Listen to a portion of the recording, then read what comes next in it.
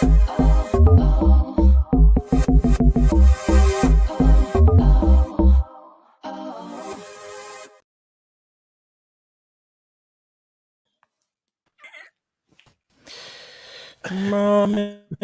Mamu. Which one? Which show is this? Mommy, Mamu. Oh, sorry. Which show? Just preparing in case I get asked a question sometime later. I don't know. Man, doing vocal warm-ups. Just in case. Hey, everybody, how we doing? Hope you guys having a fantastic Sunday wherever you are. Welcome again to another episode of The Living Room. I'm here with my good friends. I'm Andre, with my good friends Mark and Philip. If this is your first time, you're here on the We Global platform, or you might be watching on Carib Vision or on our platform on YouTube as well. And you're here on We Global. This is The Living Room, where we just love to have good old Caribbean conversation. As usual, hit share, bring as many as your network into the conversation, because this is what we do every Sunday afternoon. So let's get straight to it. How are we doing, guys? Give me that piece again. Give me that piece. Huh? Give me that warm up again. Me, Mamu. Take it up. Yeah, man. Go up again.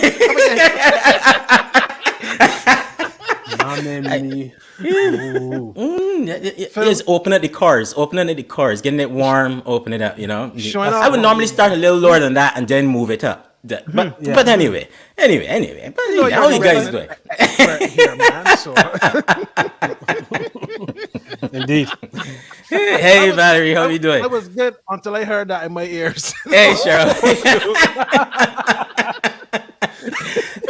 I think I was on key, but I can ask. So I guess when you think if I was on pitch, though, I think I was on pitch. I pride myself. It must be my ear. My ears must sound worse. That's all right, no problem. Everybody, how you doing? Carl, I see you in there. Valerie, I see you there. Sonia, Karen Douglas, how we doing? Fawnette Bigford in Trinidad, how you doing? Jennifer Blackman, how we doing? Paulette Williams, how's everybody doing? Hope everybody doing gang good. into there, man. Everybody in, man. Hey, Carol Duke, how you doing? All right, going, man. Don't jealous me. I'm not jealous in you, buddy. I'm not jealous in you. Happy that you're comfortable in your craft and you can practice. Don't jealous me. Don't jealous me. Keep your I got voice receipts, warm. Go find me. Go find me.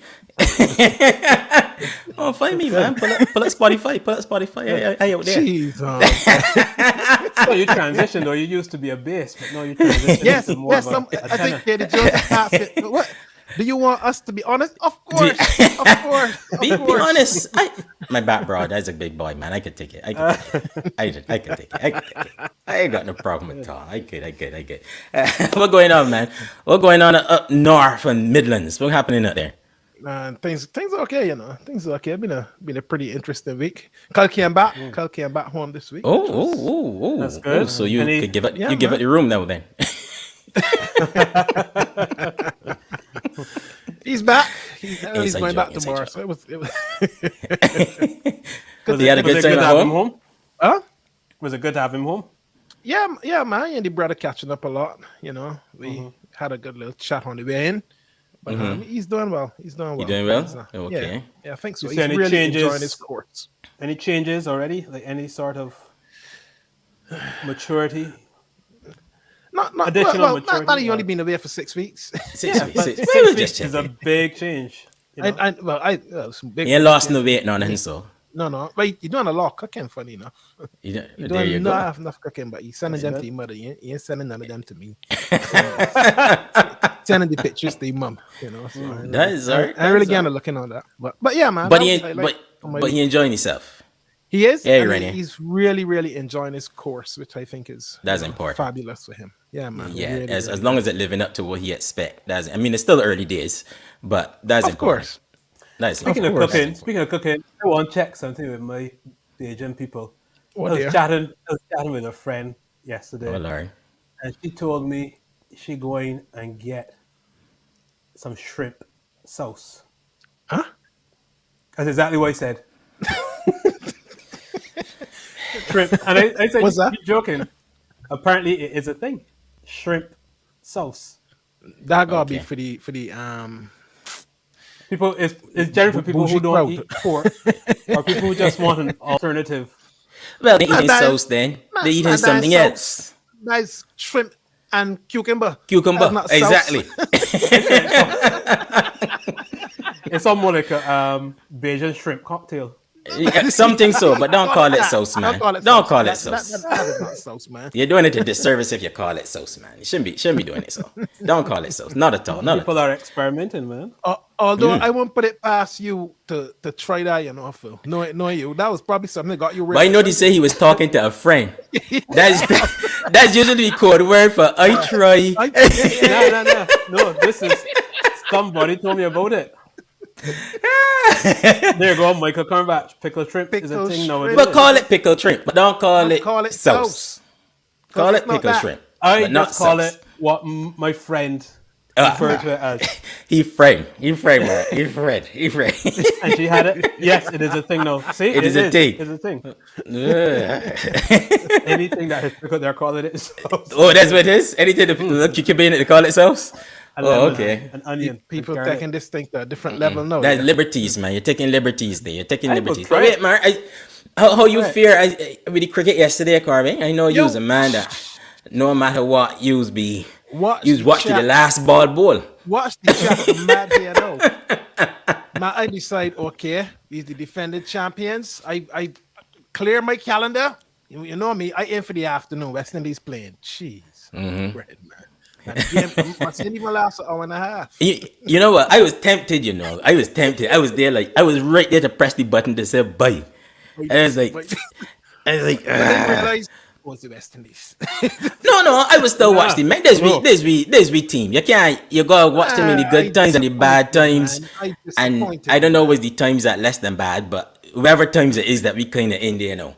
But you still gotta watch them. But I was like, oh my word! But that was embarrassing. There's getting beat, and then there's embarrassing. That was embarrassing. I don't even know if to say it is 1-0 to Gale or 1-0 to Ambrose. I don't even know. Man, the man top score. The man top score. Hey, I took a catch. I made 13. I made my contribution. Yeah, the man top score for your team. So you gonna argue the man score, more than 10% he runs. So you gotta say if the man score 20% he runs that he's the man, right? He's the man. So you can't More than 20. Yeah. exactly. Anyhow, I can hold out some hope, man. See where we get to. I think we're playing Tuesday again. And Man, let's see where we go, man. Early Let's hope days. that's a Early slow days. start. Let me wait and see. Like the Italian football. Italy always losing the first game in all these tournaments and 2-2s. You see them end up in semi-final still. And you're like, huh? How didn't get here? Let's sort the West Indies like that, man. Let me hope so. We just know it has to be just down to attitude. It can't be down to lack of talent. And the body language and stuff. The body language and stuff yesterday and that match was something else, boy. Yeah, it's definitely not down to a lack of talent. So body language, how though? What you thinking? You thinking there's a little bit of turmoil? It look like there's some tension in the squad. They look strained to me, and some of the guys don't look that fit either. So I was a little bit disappointed, man. But we'll see. Fit how they look sizey or they just look slower running about. Man, you're in the living room, so you gotta talk. You talk. No, these guys don't look fit, man. You playing CDC or something, man. Look a little big. Look a little bit. Exactly. That must be the shrimp sauce. It could be that for you. It could be that for you. Michael say he would bleed till he die. Bleed maroon. All right. Yeah, Michael, man. But these can't handle these defeats, man. Too much. It ain't defeats. It's the manner of defeats. 55. Right? First It's like Man U today, right? That's a different kind of defeat. Or Norwich yesterday in football. That is, you can't get beat that bad. But 55, that wasn't nothing. Notwithstanding that great catch that we did. Hussein that they caught him ball. That was a fantastic catch. Fantastic. But you know what's the bad thing about that United defeat today? Not nobody get me in the office tomorrow to really get under the skin, man. You know what This is true. These are the things that you live for, man. Yeah, man. We hope the men in Maroon can bounce back. Not as much fun as we might make of them at times, but we hope they bounce back. These West Indians, we want the guys to do well. We need them to do well. We need it to do well. I think the Caribbean could do with some good news. considering how things are going on at the moment across the region where COVID and stuff is concerned. So, my English friends messaging me telling me, I don't want to mention the cricket. that's the first line and everything, right? I don't want to mention the cricket. You know how it is. The good thing is you ain't gotta go in the office tomorrow. You just stay on the Zoom. Well, you off, innit? You on holiday. Of course, having a week off, man. Having a week off. Just to, relax, chill. Okay, Calm down. That's good. That's good. That's good. I see somebody there in the chat asking where's Alison, when is Alison Buchanan on? Marlon, take it easy, man. You're just catching up. You're new here. You're new here, right? Yeah. Welcome, man. Welcome, Marlon. I came here for Alison. Who are these three? Exactly. I like that. Three idiots not talking and one funny woman. Yes, she is, Leonard. Yes, she is. Don't worry. Take it easy. We coming. We getting there. We warming up. Tuning in from Havana, Cuba. Cuba. Oh, Marlon, hey, man. Welcome. What is Buenos Tardes? Is that afternoon there now? That's the extent of my Spanish. I have no more to offer. Como estás, uno, dos, tres kind of thing. You get far. You get far. That's only to 3, man. But that's the extent to it. But good to see the fellas doing good. Good to see that everybody doing well. You good, Philip? Are you okay? You should. Okay. See. Yeah, I got it. Just checking in on you, man. Just checking. How things with you down south, man? My teeth. Down south good, but I decided that I ain't going in the office now for probably the next 2 weeks, man. This COVID thing down here looking a little bit dicey, man. I went it 3 years this week and I was like, this thing ain't easier. I back home because the train's full again. Nobody ain't got a mask, so you sitting down there, the only body with a mask on your face, and you going like, but hang on. I was the most exposed person here in this whole train because I protecting everybody and nobody ain't protecting me. So after a while, you look silly with this thing on your face. Huh? Listen, I get on the tram this week, right? And I was, a couple meters down from a fella, and he let go a wild sneeze there. You should see my mask come up my pocket swallow. but you late, boy. We don't get you. But that's the thing. People walking around, no mask, all the bad habits back out now, man. So yeah. Take it easy here. It's gonna be hard to change that. Well, the debating now the government ain't debating, but the public seem to be debating whether or not they're gonna have to put back on these mask mandates and stuff for Christmas. But I think the horse bolt on that one. I don't think that it ain't coming back now. Not at all. But let's get there now. Yeah, yes, Marlon. You said that you're singing through off, Phil. So let's get there. I'll try off. That was good singing, man. I thought it was alright. Anyhow, I can wait. Okay. I can wait and see if our guests have a grade for me because I might be joining. I can see if she allow me to audition. But anyway, so guys, as usual, as we always like to do, we like to have Caribbean conversations with Caribbean people wherever they are in the world. And it's always great to find Caribbean people who are doing some really fantastic things, as our guest who's coming in a minute and doing. And we have Alison Buchanan, who is the artistic director of Pegasus Opera Company as well. And I think she is actually the first Black female artistic director of an opera company here in the UK. And it's amazing. We have a fantastic show for you. And we're just going to have a good old conversation about her journey, her life. We claim her as Bayesian, but we know she's Bayesian Jamaican, but we can claim she in Bayesian parts. But that's today's conversation. And I'm really looking forward to this. I love to hear our people's journey as we travel all over the place. Yeah. I'm sorry. Man, you distracted, man. I distracted because the comments going after you and that singing. Somebody singing, but you need the voice. Great singer. Look me up. I got the receipts. I got the receipts. But anyway, without further ado, let's bring Alison in and let's have this conversation. Hello. I can't even talk to you guys. I'm cheesing so hard. You make me laugh. Alison, how are you? I'm fine, but Andre, I feel a little threatened. Don't, that's right, man. No, just a little. See, fellas. We mean by threatened. Alison? You mean what do you mean like how my ears ringing? Talent. I just get talent spotted, man. I just Okay. get spotted. I'll be honest, there's a little talent there needs Li- li- cultivating. Little. I will hang on. I will hang on the little. I taking it. I taking it. Oh, Fantastic. Oh, Fantastic. man.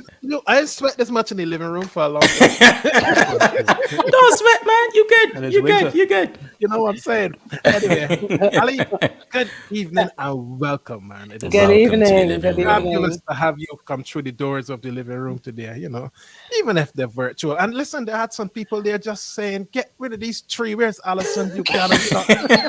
Hear them talk garbage. We want to hear Alison. You're the first person to kick us off of our own show, Alison.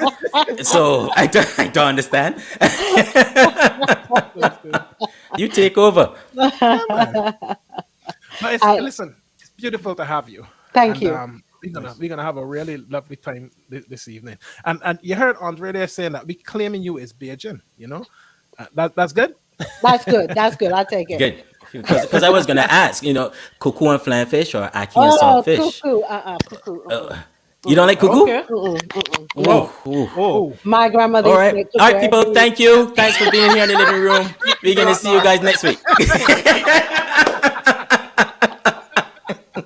I never seen somebody do the face. Just like that. When you hear I cuckoo, never right? seen that sort of response to cuckoo yet. What? No, I thought that was a But I thought so too. no. Saltfish, yes. And yes, but cuckoo, no. Whoa. Whoa. You see, it all depends Flying on who cooking fish, the flying cuckoo, you know. fish, flying fish. Best fish in the world. Best fish in the world. And the seasoning my grandmother used to make every Saturday morning. yes. That Wow. seasoning on everything. Yes. Listen to you. Excellent. Excellent. Love it. No cuckoo. Okay. But let's dig into this story and let's find out where it went wrong for cuckoo along this journey. Yes, exactly. So, Alison Buchanan, we introduce you as first Black female artistic director. That's big, heavy title of who you are now. But there's a journey and a story there beyond that big title, right? Right, So, right. I know your father was from Barbados. I bet you he was a cuckoo man. Yes, he's a cuckoo. I could bet you. I bet you. But a banana on the side too. But anyhow, don't let me get into Don't that. let me talk about that. Don't Because that will get real controversial, right? But it's a thing, cuckoo and banana on the side. Trust me. Okay. Trust me. My learned friend there introduced me to it many, many years ago, and I was very scornful at first till I try it. But it's a thing. It's a very Here's the good thing. Okay. for sure. And mom is from Jamaica. She's Yeah? Jamaican. Yes. Yes. So in fact, let's talk about them to start with. Let's talk about mom and dad and how that relationship evolved and coming to England and all that. Talk us through the background of your story. Well, Dad came from Barbados when he was about 7. We're in flew over- Barbados. He was born in Kendall Hill and grew up in Maxwell Hill. Ah, Okay. And Christchurch, man, wrongly see. right, Christchurch, yes. A tongue man. Yeah. He's gonna kill me for telling you, but his nickname was Hitler. Oh, Because he used to get up into some nonsense. sorry though. A man with a name like Hitler back then. I can't take a nothing good here. What? Wait a minute. At the age of 7? You got a nickname like Hitler from Yeah, Paris. Sorry. Cruel. He had a mustache back then. Hey, sorry. I'm wondering. So if I get licked when I next see him, so he came over, and his father, as like a lot of the Caribbean people, came first to Bedford in England, and then sent for my grandmother, and then his children, my father and his sister, and then my mother came over when she was a little younger, and she came on a boat from Jamaica, and they grew up in Bedford. My grandfather was very progressive. When he got to England, somehow he was able to buy properties, and so he used to. A lot of the people from the Caribbean would live in his house. He had a big house with that's now like 3 apartments, and they would rent rooms. And back in the day, everybody knew one another, and there was a huge community, and so. Yeah. Well, that's more than progressive. If Wow. back then Oh, he yeah. was able to acquire property, because I know Visionary, man. he did really well, to be honest. What Yeah. was he doing when he was here? What was his Well, he was profession? he was an engineer. So he Oh, used to okay. work for the Barbados electric company when he was, Mm. I think, in Barbados. But when he came to England, he was working in factory and doing all that. But yeah, so he was, and he died when I was 3, and then we took him home to Barbados to bury him, and he's in the cemetery in Christchurch. I forget that church. Christchurch Parish Church. Parish Right. Church, top Right. of Right. Easton Hill. Right. Yeah. Yeah. So, So- a mom and dad still with us? Yeah, they are. They are. In fact, mom and dad are probably listening, which means I'm going to get licks. I know Okay. that. You hear yourself. And they live in Bedford still. And All right. yeah, I have a sister and a brother there. And yeah, so And I bet your dad is still a cuckoo man, even all know. he is still a cuckoo man. And yeah, Bayesian through and through. He listens to the voice of Barbados Oh, he's a Daily. VOB man daily. daily. Yo, that tell you how old I is. Wow, if he's still so he's very connected to Barbados still. He is. He hasn't been since we buried my grandmother back. He hasn't been back, but he's very connected, and his heart is there, I would say. Oh, And tell us about that connection, because young Alison would have come along and that connection would have been sown very early. Tell us about that connection. What, the Bayesian Connection? Of course. yes. We can get to Jamaica too, but Asian first. Well, I would say that the Bayesian connection was the sort of predominant connection of the two, because we were surrounded by, like, I had my grandmother and my aunt and all the aunts and uncles that were close and that I used to see a lot were all the Bayesian side, right? And I used to love when we used to have big family get-togethers, and everyone would come. My cousins would come from Watford, and we would all get together. And my grandmother used to say, "Children should be seen and not heard." Not her, yeah.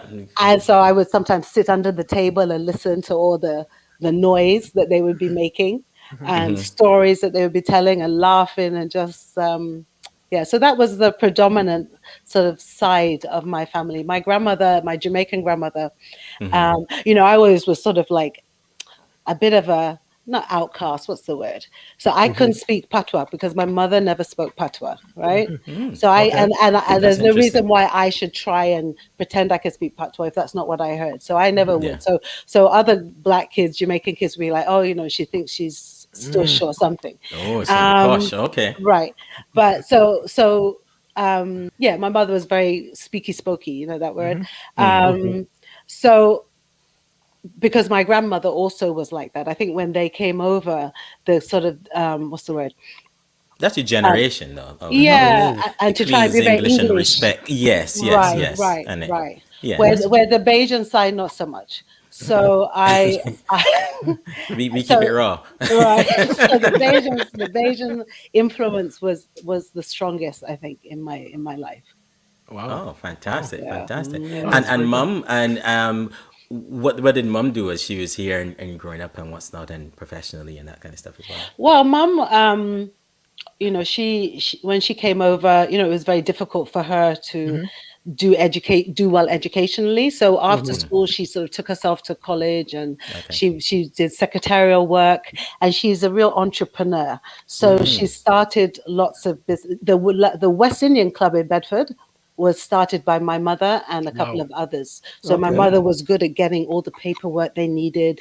And she helped others start businesses in Bedford, and then had her own little initiatives. So she's always been the entrepreneurial sort of side of the family. Yeah. Oh, And what were your parents like as disciplinarians? Tell us a bit about that. Mom, are you there? They're Are listening. you there? Don't forget to listen in. It's funny. I was talking to my friend Paulette the other day, and we were laughing because you know how West Indian parents are, right? And do. And then later on, they say, "I never hit you," and you're like, "Who is this? Who is this?" So it was. I was a very willful child. I was always in trouble because I was always. I want to say I was imaginative. Yes. So That I sounds had good. this That's a good sign. huge imagination and was always leading people astray. Oh, really? I was like that too. I was really, like that. yeah. Okay. Very I imaginative. mean, I started singing at the age of 11 Right. because I left the black church, right? And luckily for me, my parents weren't big churchgoers, so it wasn't, because what I did was basically a beatable offense. So the minister of the big local church, we had Sunday school, and one every Sunday we'd go off and do Sunday school, and then we'd go back into the main school, into the main church, and the minister would ask questions. So one Sunday we had older kids and younger kids, and the two teachers teaching us, and I'm just listening to both, and I go back into the church, the main sanctuary, and the bishop, he's now bishop, he said, he asked questions. Anybody asked the questions of what we'd been listening to, and the older kids didn't put up their hands, so I answered their questions. Then I answered my questions for my section, and he called me back after, and he said, "You're doing really well. How can I reward you?" And I said, "I want to sing in the choir." And he said, "No, you're too young."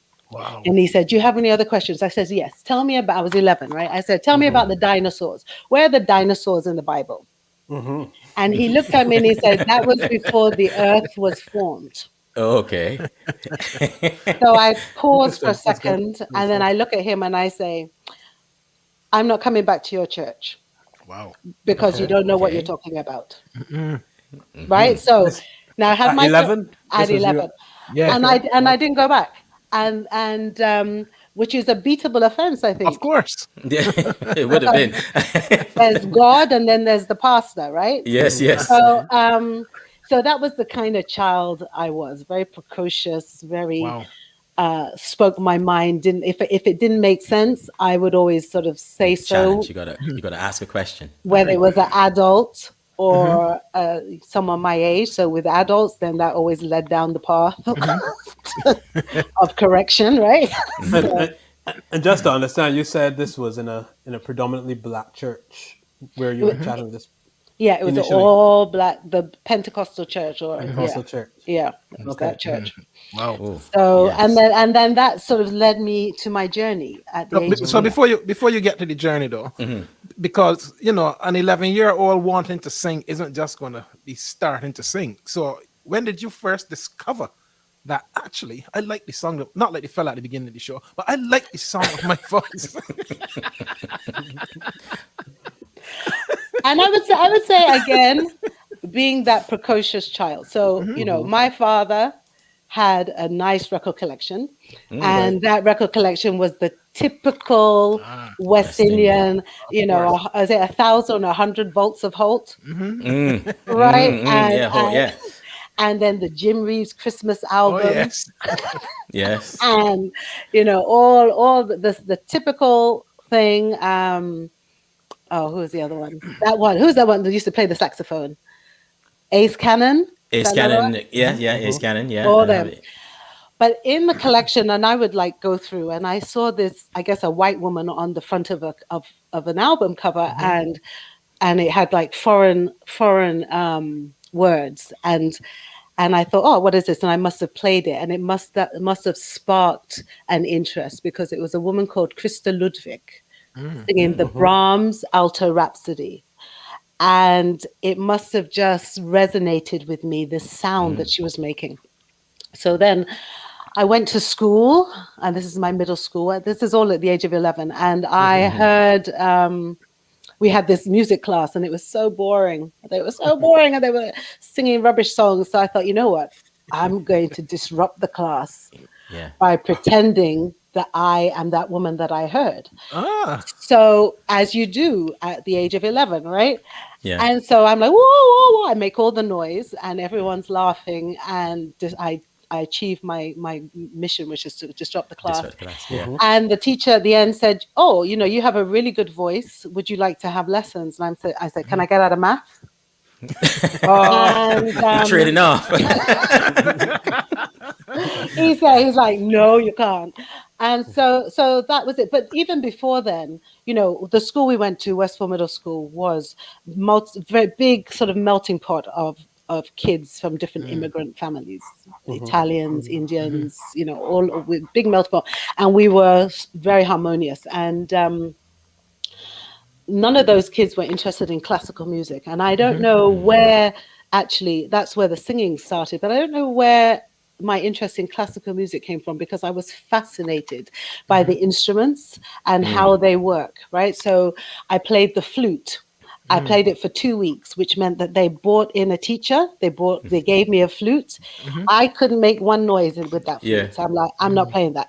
So then I played the clarinet. I played the trombone, and I went through all these instruments. And finally, my mother said, if you give that, when I got to the violin, she said, if you give that up, you're not playing another one. So I played the violin, and I think this teacher always indulged me because no one else was interested, right? So it was just me. And my first 2 performances, I know my friend Paulette is listening, were like disaster. So, like I said to you before, the black girls in school, and now they're cool and they admire the work I'm doing and the stuff I'm doing in my life and the places I've been to. But back then, I was just odd, right? And so they didn't kind of like me. And I had a few friends like Paulette, but they didn't like me, I think. And so I was always trying to be a part of that group. And one time they were doing this dance, right? I can't remember the song. Paula, if you remember the song, just type it in. And we were doing this dance, and I begged to be a part of this dance. And they allowed me finally, after a lot of intercession from other people. And the costume for the dance was like a white shirt and tights. So the morning of the dance, I go to school via the like. Paulette said it's my girl. My girl, that one. Okay. Yeah. And we go via the little corner shop, and I buy tights, right? And I go to school and I get in my white shirt and I put on my tights, but the tights don't cover my ass, right? I'm like, why are these tights not covering my ass? Why they only go up to my thigh? So what I had bought was stockings, right? With no means of holding them up. So finally I'm accepted into the group, and I'm there and I start dancing and my stockings keep falling down. And I'm trying to pull them up. And so the assembly just start laughing. Yeah, they were the girls weren't very pleased with me. So you went straight from acquiring costume right onto the stage. Yes, I was maybe, I don't know how old I was. That was middle school. So I was maybe 11 or 12. 11 or 12, yeah. So I didn't know any better. And so I ruined the dance. So that was you ruined the dance. You had your speaky spooky accent. Yeah. You were interested in opera. Classical. Yeah. Okay. I'm sure we can see the future. We can see the future there. Yeah. The stars were aligning. Paulette said you got kicked out of the group. Oh dear. So that was performance number 1. Performance number 2 was on the violin. This is before I started singing, and I remember being very nervous. And when you're nervous and you're playing the violin, everything's shaking, and so there's no tone. Like it's like so the whole touching your own string and stuff. Yeah, right. And I think after that performance, I said I'm never performing again. Wow. But so that was my start. That was your start. Yes. So how long did you keep playing? Do you still play the violin? You play the violin now? No, I don't. No. You drop instruments completely? Well, and I got quite far on the violin actually, because my mother wouldn't let me give it up. So I played in the county youth orchestra. I never managed to get a vibrato though, so I never would have been done very well. And then I did change. I went from the violin to the viola. Maybe I was hoping that my mother wouldn't notice that it was a different instrument.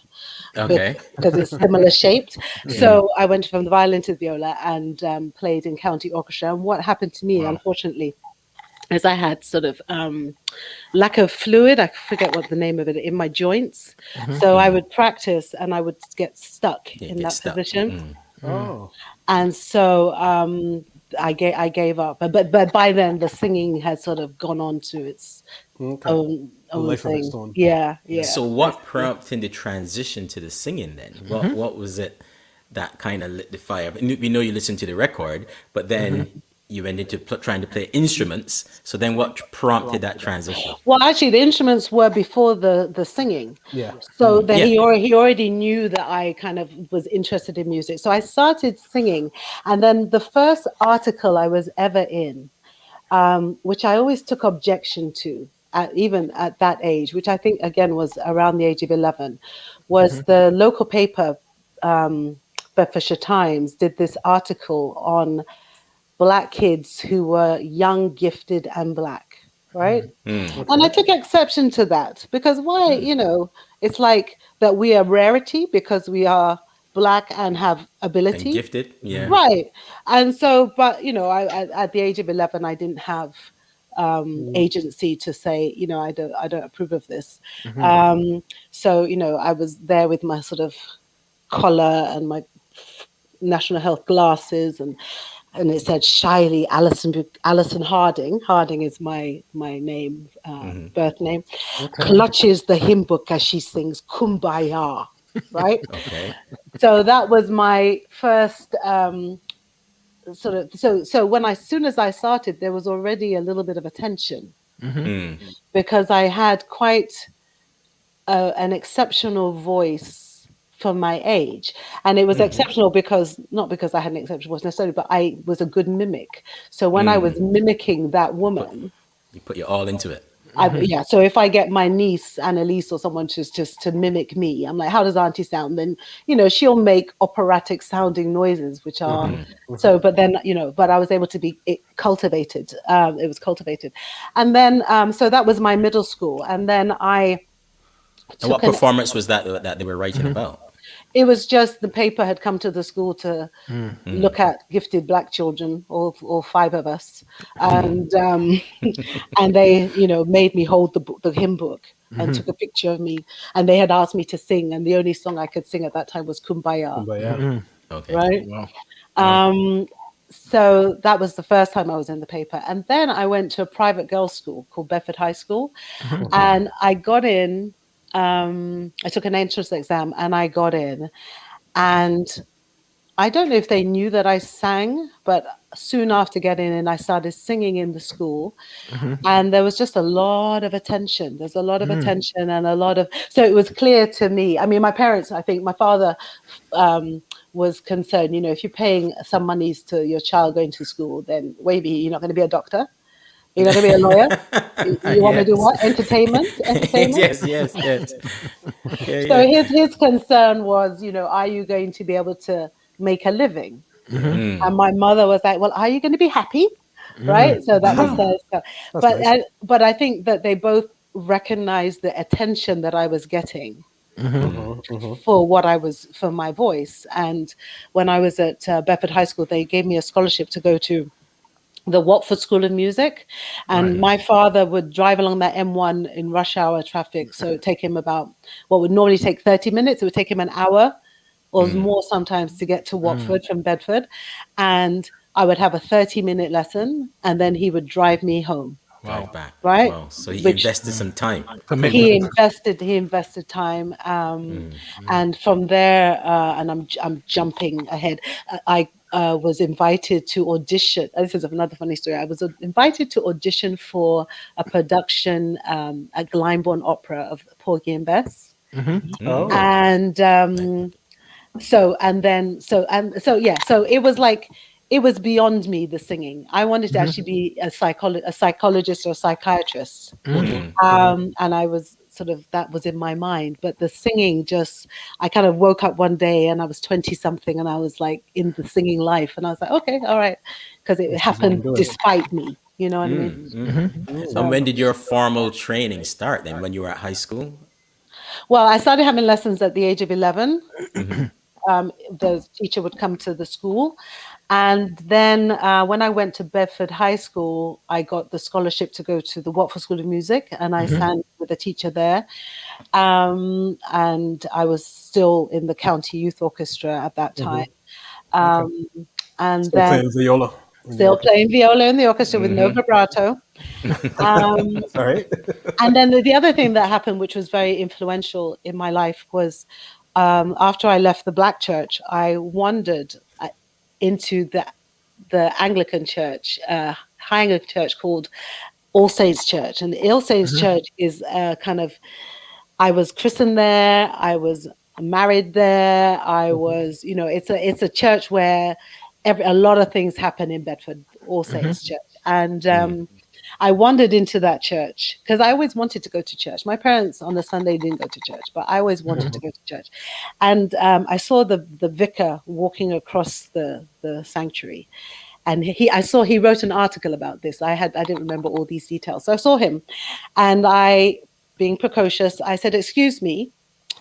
And he's like, "Hello." And I said, "Can you tell me about the dinosaurs?" That seems to be your kind of question. Leonard says, "I've sung with Alison all over the world. She is talented, she is funny, and she's my friend. Love you, Leonard." Thank you, Leonard. Your show is great. So anyway, so I'm like, tell me. So he said, I don't know what he told me, but he didn't patronize me.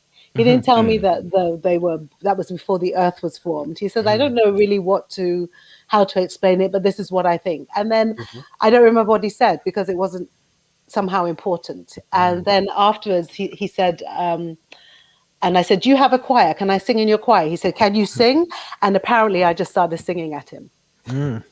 So, but what that meant was on a Friday night, I would go to choir practice, and the men in the choir were all masters at the boys' school, which was the brother school of my school, and they really took me under their wing. They would take me to King's College, Cambridge, to listen to some of the services at Christmas and concerts, and they really nurtured my love of music, and I sang in that choir for many years. Wow. Yeah. So Fantastic. I think all when something is meant to be, everything kind of aligns. Yeah. I think oftentimes. that first audition that you got invited to for Porgy and Bess. How did that come about? Okay, so that's a funny story, right? So, well, it's funny to me. So I heard about this audition for Porgy and Bess, and I was 15, right? And I don't know if to this day, but I was the youngest person that they've ever taken into the kind of chorus of Gleimer, right? So I'm 15. I didn't know whether to go in my school uniform or to dress. I didn't know what to do. And I remember my mother and a friend of the family were taking me to London, I think, in the car. So we left the house and we are going to get into the car, and this bird shits on my head, right? A sign. So Good luck, some people say. I didn't know it was a sign. So we clear it up and we go and we get to London, and the audition is on Regent Street. Right. And we start walking into the building, and I'm talking like this, and another bird shits on my hand. Whoa. Gee. And I'm like, Originally what's starts. with this? What is with this? And my mom's like, oh, it's good luck. It's good luck. It's good luck. So I go in, and there's a woman who is supposed to sing after me, and she's a real diva. So I'm like, I don't think I was in my school uniform, but I'm really naive, really green. And this woman had a fur coat on, and she's like all glamorous, and and she's like, "Oh, darling, can I sing? Can I sing before you? Can I sing before you?" And I'm like, okay. So she goes into the room, and I can hear her, and she's like, "I sing Summertime in F." Oh. Pianist starts playing, and then this noise, and she goes, no, I sing Summertime in C. And basically she went through all the scales.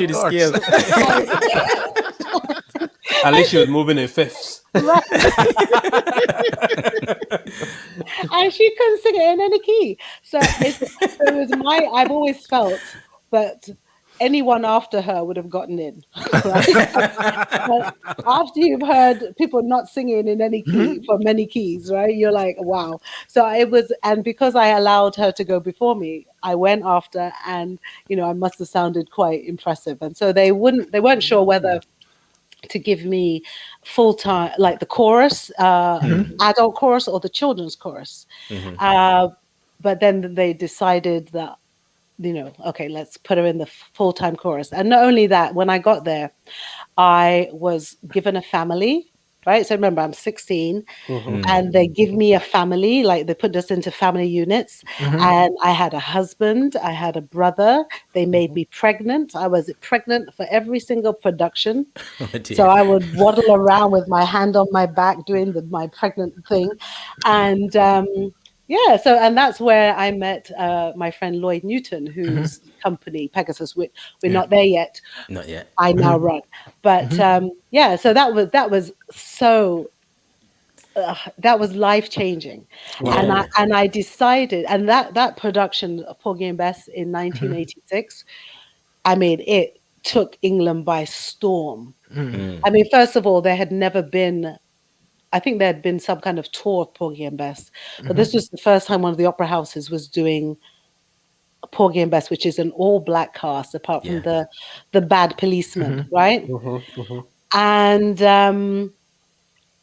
it was the first time. So firstly, when we descended on Gleimer, which is a very elite kind of exclusive place, right?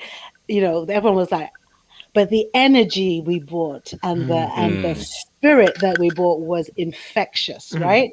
And then Glyndebourne at the time, they've now modified the theatre. It was a very small theatre and very intimate. And so then you had all these Black people living at the life in a sort of tenement of Catfish Row in this kind of small opera space. So it really made it kind of even more authentic in some ways.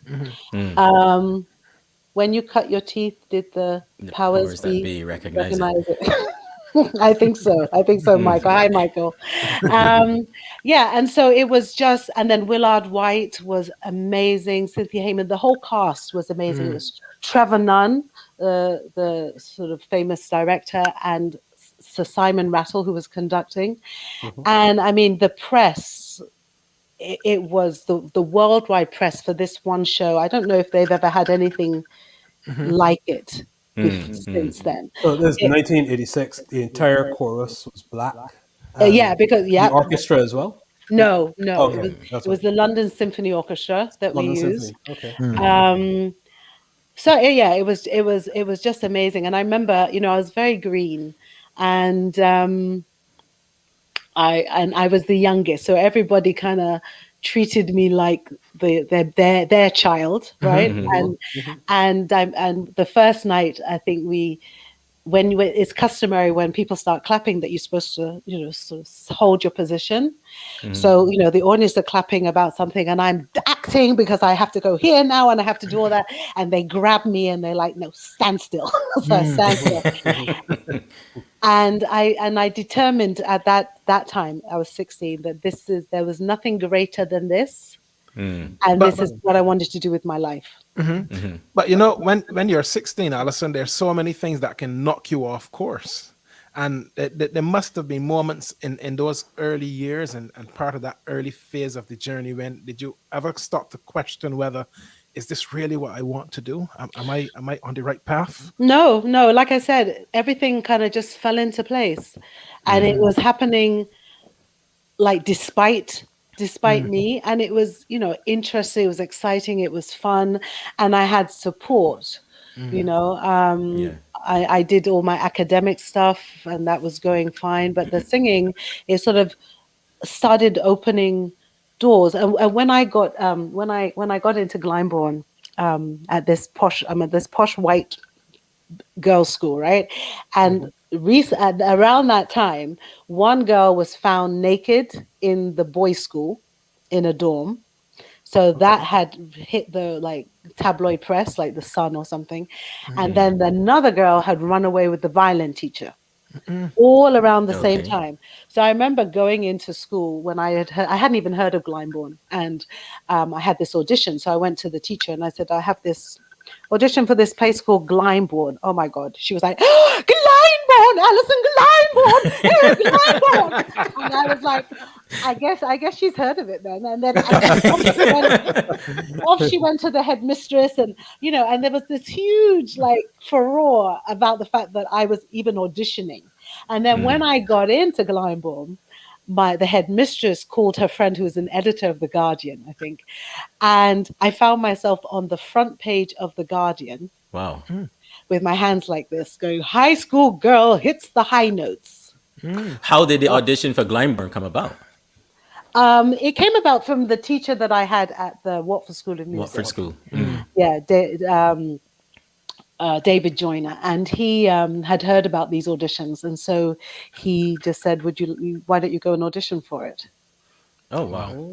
But this time as well, Alison, Porgy and Bess notwithstanding, you're beginning to navigate some spaces that perhaps, black girls or boys weren't navigating at that point in time. How did you find that? Well, to be honest, I mean, there was a time when I first started and I thought, we didn't have YouTube and all these things. And I thought I must be the only black singer in the world, not in the world, in the country, because I hadn't yet sort of encountered people like Jesse Norman or Leontine Price, who are, so I thought I must be the only one. But it didn't really faze me. I was the only black one in the orchestra. I mean, so I was already in this sort of inhabiting this world of being slightly different. And so it didn't faze me. And I just sort of would do my work and as the opportunities came, I would walk through those doors. But when I did the Glyndebourne and it was all black. I mean, that was so empowering. It was so empowering. And like I said, it made me think, this is what I want to do with my life. And then the other thing I spoke to, and I hadn't even remember, I think I was starting junior Guildhall school, and I'd go on a Saturday, but I hadn't even started my undergraduate work. And I asked the Americans in the cast about schools in America, and it boiled down to Juilliard, which I thought was a bit political, and Indiana, which sounded very big. It's like Goldilocks and the Three Bears, right? And then the Curtis Institute, which I said, that's where I'm going to go.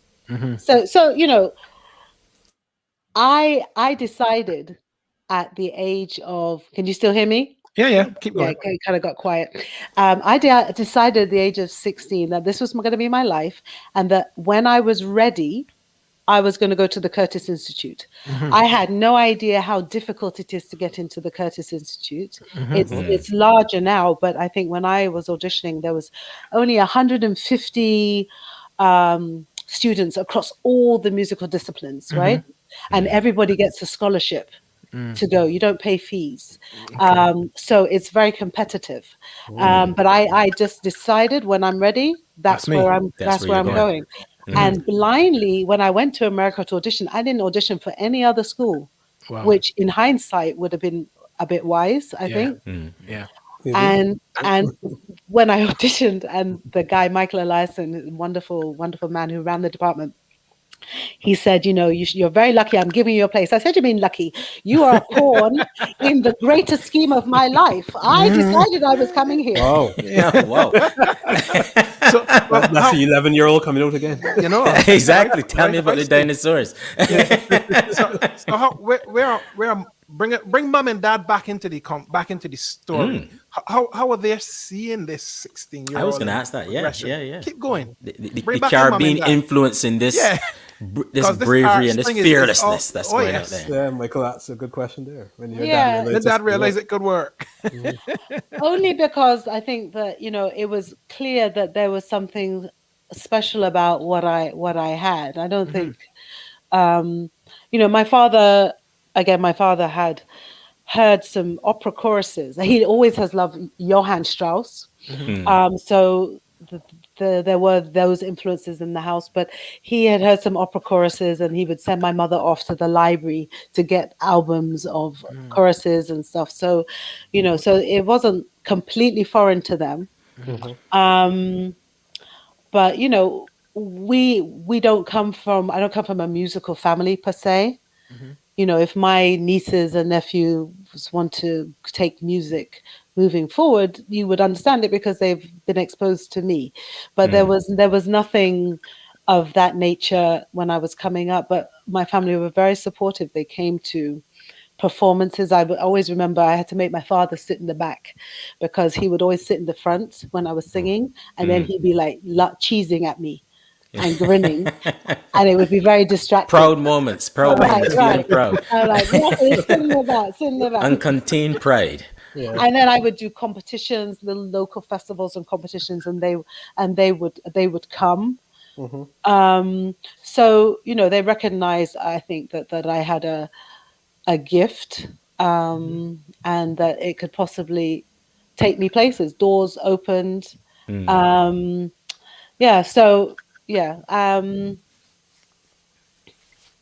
only thing that used to make me, like, if we had a family occasion, they always used to make me sing, right? And then get upset when I was right, and then would get upset. Like my dad would get upset if I didn't want to sing, because you sing to all these people, and you're not going to sing to your family. Your own flesh and blood. Yes. Yes. But when you have a family, like a family occasion, what are you doing? You're cooking all day, you're cleaning all day, you're talking, the day before, so you're not in the space to sing.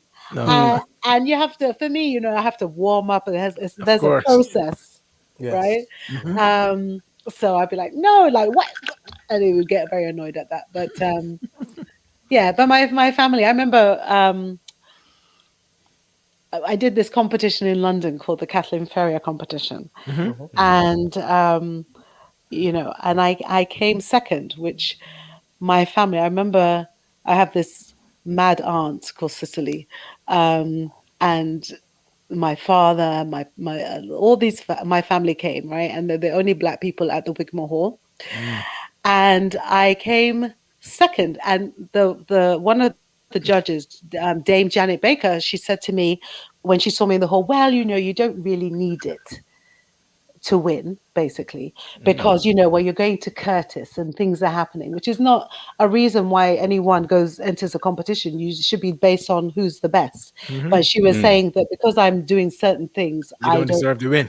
And the woman that won, I think she was related to somebody on the panel, but you didn't hear me say that. Okay, so we keep that between us. Right. So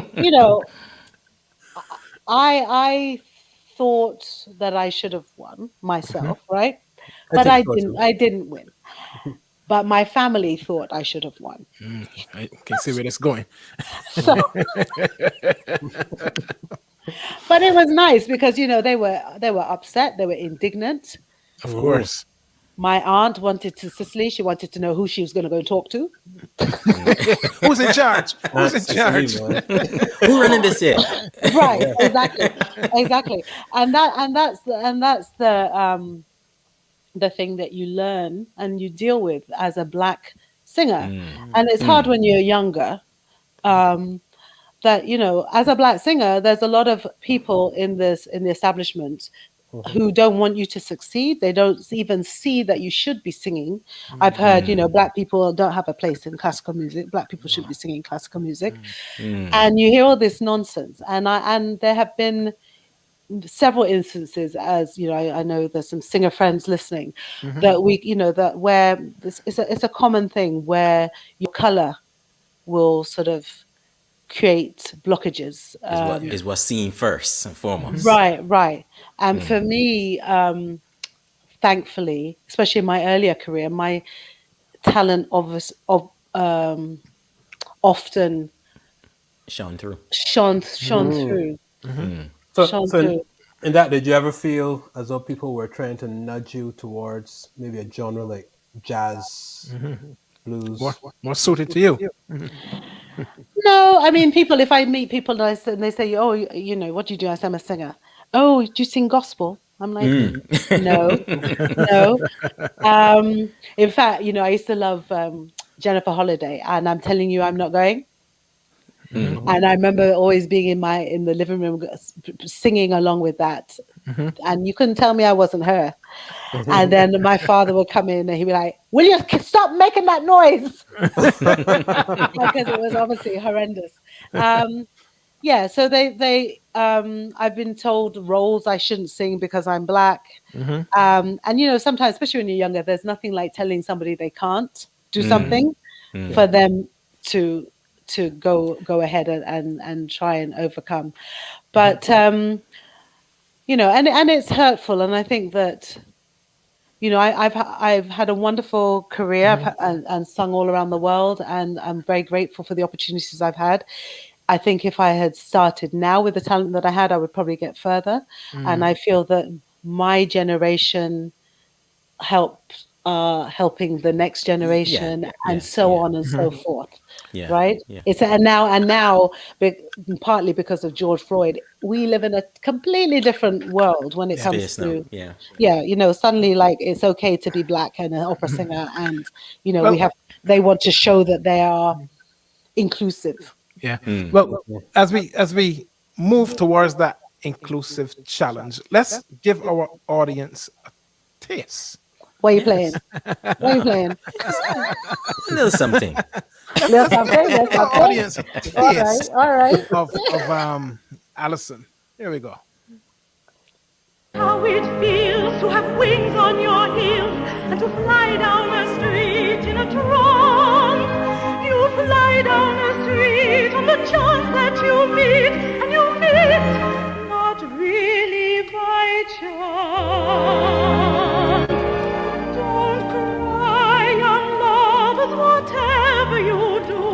Don't cry because I'm alone. All of my memories are happy tonight. I've had a love of my own. I've had a love of my own like yours. I've had a love of my own. I know how it feels to have wings on your heels and to fly down a street in a trance. You fly down a street on the chance that you meet, and you meet not really by chance.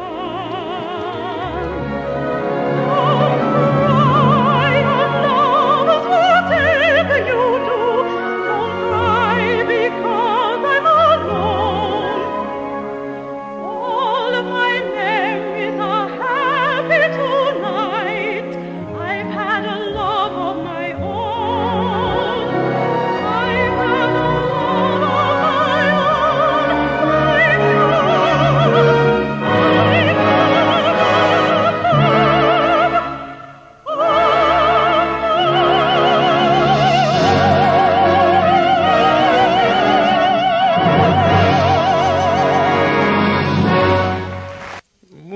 Wow. Love that. That's my impersonation of Julie Andrews. Love that. Love that. Yeah. So That's how is it? incredible. How was your experience at Curtis? Oh, Curtis. I loved Curtis. I loved Curtis. I mean, I always say, and people look a little horrified when I say it, Curtis is a very sort of incestuous kind of school where, not literally, but where we are like a family. I should, okay, I'll retract that because I'm not going to back it up. I'm not going to back it up. But it's very close knit. Okay. We get you. That's a bit better than that. We understand. I loved my time at Curtis. I loved the support. I loved the camaraderie. I loved Michael Eliason, who ran the department when I was there, was just amazing. And the level of coaching and expertise that I got, I mean, like I said, it's a school where there's only about 150 kids, so everybody gets what they need. You know, he used to send the ones that were really overweight. He would send them to the fat farm. I call it the fat farm. I don't know if you can say fat farm anymore, but you know, the fat farm. Yeah. And I'd be like, Michael, I want to go. He's like, you just stop eating because you are not so big that you need to go there. Just stop eating and stop doing this, that, and the other. And I'm like, oh, you know. And there was one guy who had a teacher in, I think in Amsterdam. Was it Amsterdam? And they used to fly him there. And I remember my first semester, so I had all this grant money and stuff that I had because you don't pay fees, but you have to pay rent and stuff. So I had all this grant money, and I was like, oh, spending like nobody's business. And I got to the end of the first semester, and I had no more money left. And I'm like, Michael, I hope your parents not hearing this for the first time. Oh, that is why. And I'm like, Michael, I can't pay my rent. He goes, you kids make me sick. And off he went. And then the Curtis paid my rent, you know. So it was a really lovely time at that school. And you had to, and it was music first, your voice, your singing, doing that work. And I want to go back before I went to Curtis. I was at the Guildhall School of Music, and one of the things that I think that was a wonderful thing that happened was that I did not get into the Guildhall School of Music. When I auditioned, they offered me a deferred place. So I was there because somebody else couldn't go or didn't want to go. As far as I was concerned, right? And so that made me think that I must be the worst one in the year. But I think it was the best thing that could have happened to me because it then instilled a work ethic. Because I was the worst, I became like this. And I worked hard, and I'd be in a practice room, and I wasn't the most social, I guess, at that time because I was just so focused. You just on a mission. In a practice room, trying to get up to the standard of everybody else in my mind, right?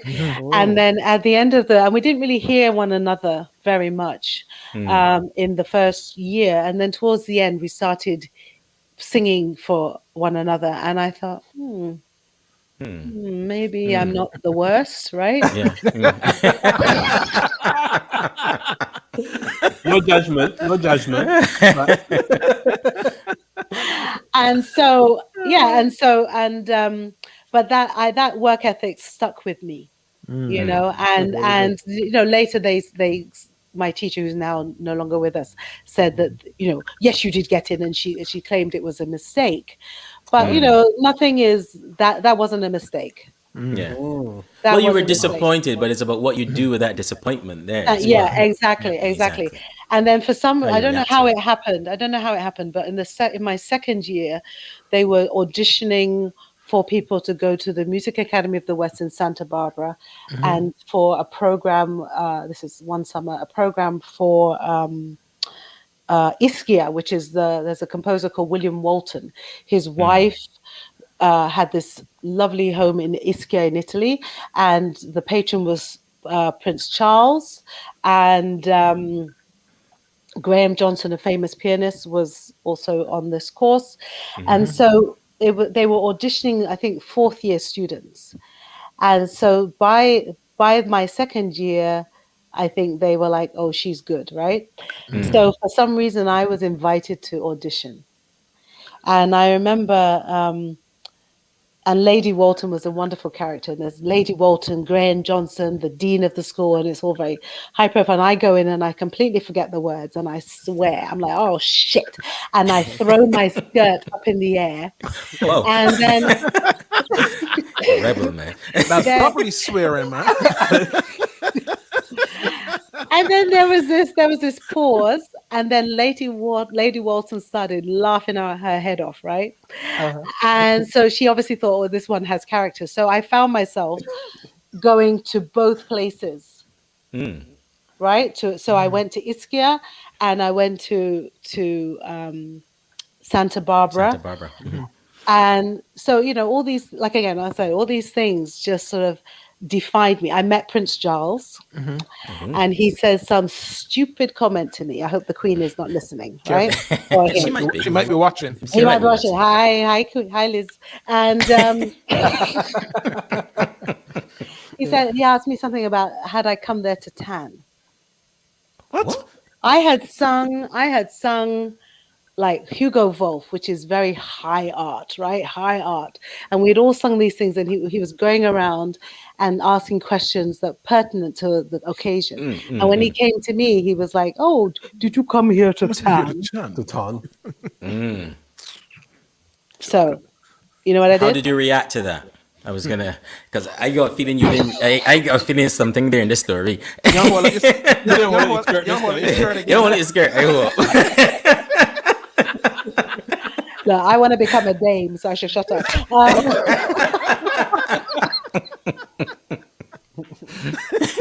Yeah, I said, yeah, that's right, and then I turned my back to him. So yeah, that was my You one felt that, Prince I'm Charles. sure. But I mean, that's I don't know. Why would you? I don't know why you would say that.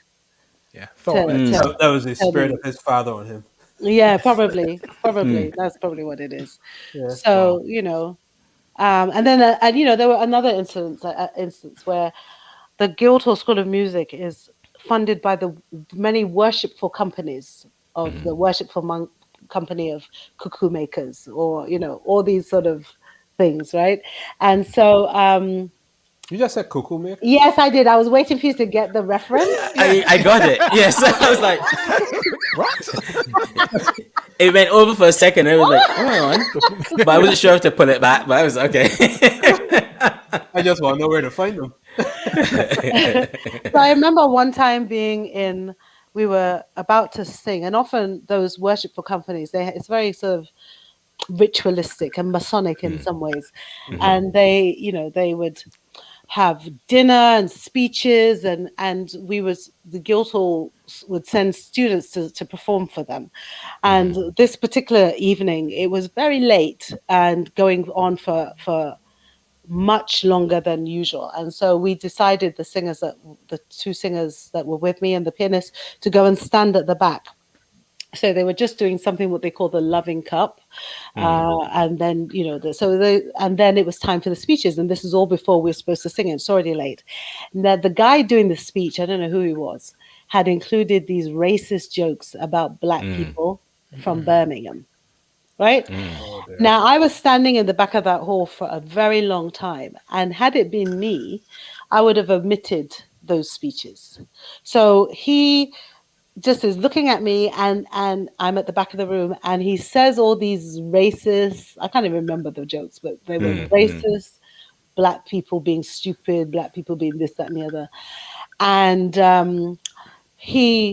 and the whole room was like, oh, yeah, and clapping and laughing, apart from the people who were closest to me, who were most aware of my presence. Yes. And I don't know why I'm telling this story, but it's just another instance of the things that, The spaces that you had to navigate. Yeah, and and I didn't know what to do. I really didn't know whether to sing, then cuss them out, and not sing. Yeah. Sing, say nothing. Yes. I didn't know what to do, and left. right. And so I deliberated, and then I could hear them announcing us to sing, and I sang my ass off. I mean, usually I wouldn't bother. It's a smoky room. It's late. I sang my ass off, and they gave me a standing ovation. And then he wanted us to come forward so he could give us a little gift. And he was trying to apologize with his eyes. Yeah, you can see it. Yeah. But it was just those things I remember very well. But what do? You have to. You can't let those things defeat you. You have to just keep going and have integrity. But as I get older, and particularly now, but as I get older, the thing to do is maybe just to sing and then maybe address it, because you're damned if you do, you're damned if you don't. And unless we start calling things out for what they are, nothing changes. I agree. Yeah. So that's So you've brought us up to Curtis, and then you're gonna go off. I'm loving this conversation, by the way. So thank you for this. Absolutely, I'm loving the journey. Thank you. So take us forward into the journey and what happened next.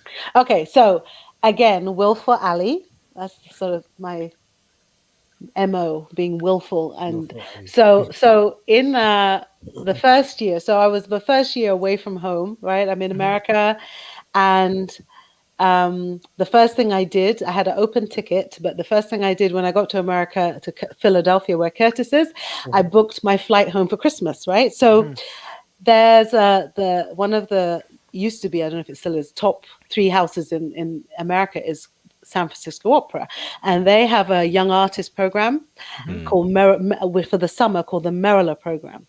And so they were going to be doing auditions for that. And Michael, who ran Curtis, was involved at that time. So he said, okay, you're going to come and audition for San Francisco Opera. I said, okay. And he said, these are the dates. And then you're going to sing for the general director, the big chief of the opera, on the 24th of December. And I'm like, well, I'm not going to be there. And he's like, what do you mean you're not going to be there? I said, I'm not going to be there. This is my first time away from my family. And I'm not going to spend Christmas in this country. I am going back to England. And if it is God's will that I'm going to be in that show, in that summer course, I will be there. So he called me a name, as he used to call me a name, but affectionately. And over Zoom. And off I went, right? So he called me in England, and he said, right, I have managed to get you in, but you are not allowed, you can't do the role. And actually the role that he had wanted me to do, I had just done at the Curtis. So I knew it so well because they coached it so well. The Contessa in Marriage of Figaro. And he said, you're not allowed to sing the lead role. You can cover because they've got enough Curtis students and you did not audition. So you can cover, you can do other things, but I've got you in. Right? So I said, okay. It's obviously God's will. So I went there in the summer, and he said, I'm going to try and get you a performance. Just watch all the staging and make sure you know it. So that's what I did, right? And I did all the things that I was supposed to do, and I watched the staging, and I knew it. And there were 2 like main contestants. There was one from Russia, and this a black one from America called Kishna Davis, who was amazing, right? And she was going to be doing the opening night. So in the dress rehearsal, the other one, the Russian, is singing, and Kishna is walking across the courtyard, and she falls and breaks her foot, right? And unfortunately, and so Michael says to the director, well, Alison can sing it. Well, what do you mean, Alison? Alison hasn't done any rehearsals. She goes, she knows it. And he's like, no, she can't know it. Just no, trust me, she knows it. So, because they didn't like the Russian one, they didn't like her as much, so they didn't want her to go on for opening night. So the director is like, well, I'm going to call rehearsal, and he was surprised that I knew the staging better than the other one who was supposed to go on. And so, the stars were aligned. I went on opening night. And everybody loves a cover, right? Coming up from the underdog who comes up. Right? Yeah, and so then I did that, and then I was offered a coveted Adler Fellowship, which is the Adler Fellow is someone that they take on for 2 years and groom. So after Curtis, my journey was then to San Francisco Opera, where I had I made my debut as Mimi in La Boheme, which is a huge deal. And it was just wonderful. It was a wonderful time. I loved being in San Francisco. I loved, just hanging out and just growing. It was a tremendous time. Do you get stage fright? Okay, so now that where I used to get really kind of scared and kind of nervous, the more that I felt was expected of me, the more nervous I would get, and sometimes my leg would shake. Oh, wow. And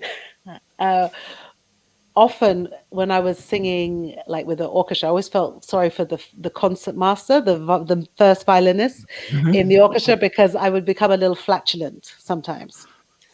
Ooh. Okay. We just meet. We just meet though. We just meet. And they won't put you to stand in the acting. Bit quick there, bit quick. Listen, and clearly we've just met because she said flatulence. Yes, yeah. You know, if I don't think about it, I will say things that probably get you into trouble if I don't think about it. So I'm trying to think about the good words.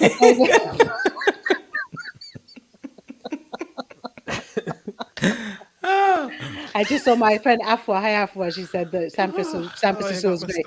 She came to visit. Yeah. Yes. Yeah. Yes. No, So the effects of that, though, before you go on. Well, you know, obviously they're too polite to say anything, but at the beginning of a concert, often I'd be like, "Oh, I'm so sorry." I'm thinking to my head, "I'm so sorry."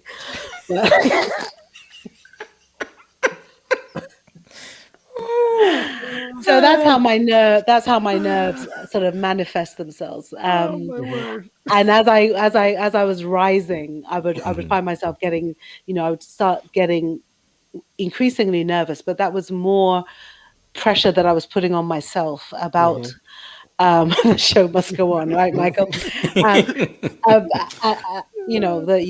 What I thought were the expectations. And now as I'm older, I think I've sort of found myself in that, I'm not trying to prove anything anymore in the same way, or, worried about if I don't sing well, I'm not going to get this job or the next job. So I'm just trying to be authentic, whatever that is. And it's not about necessarily great singing all the time, although my teacher would say otherwise. But, it's about sharing your heart and connecting with people. That's more important to me. It's not going to be perfect. And so that makes me less nervous. And is there a particular place or a performance when you look back on, all the many places that you've gone that you would say that one was fabulous? It's one that always stands out in my mind. Well, I mean, there have been many. I mean, I think Leonard's on here. Leonard and I sang with the Kibbutz Orchestra. And we traveled all around Israel. Yes, it's Israel. Many and several times. And we sang on the banks of the not the Dead Sea, the Sea of Galilee. Sea of Galilee. So we're singing and it's just behind us. And, I mean, that was a magical trip. They'd be like, "Oh, over there, that's where David killed Goliath. That spot." And then you see that place there, that's where Jonah was in the whale. So bad Israeli accent. And those concerts were just lovely. And but one of the performances actually that I remember that was very defining for me and was I used to do these concerts called not Four Seasons, Horizon concerts, and it was run by a white pianist who was quite famous back in the day in England. His name was Clive Lithgow, and he used to have his own TV show back in the day, right? And he became he was a bit like a grandfather figure. My Bayesian grandfather died when I was, I think, 3. And my Jamaican grandfather was killed in a car accident the very day I was born. Wow.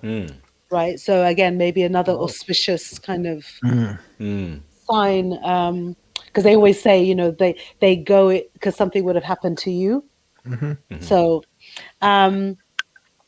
this Clive was like a grandfather figure to me, and we used to do concerts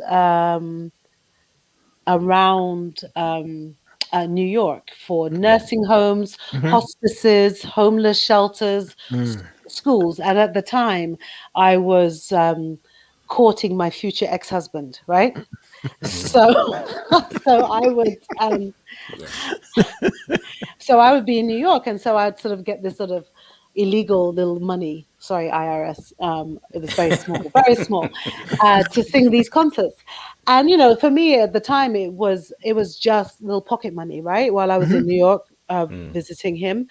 But again, these things it changed my life. Two things. One, we went one day to a hospice, right? And they wheeled in maybe three or four people who were catatonic. And they wheeled them in, and they were just on their beds while we performed. And I sang something. And then I was sitting while Clive was playing Rhapsody in Blue, right? Gershwin, Rhapsody in Blue. And one of those, it was a woman, she started smiling. And it was like she had that music had triggered off a memory deep within her that brought her out of that state. Wow. It brought life back into her, right? And I'd never seen anything like that, and it made me cry, right? Because, and I thought, this is why we do what we do, right? The accolades, yes, the money, but we can connect with people on such a profound level. And that was defining for me, because it sort of it showed me why I do what I do. Wow.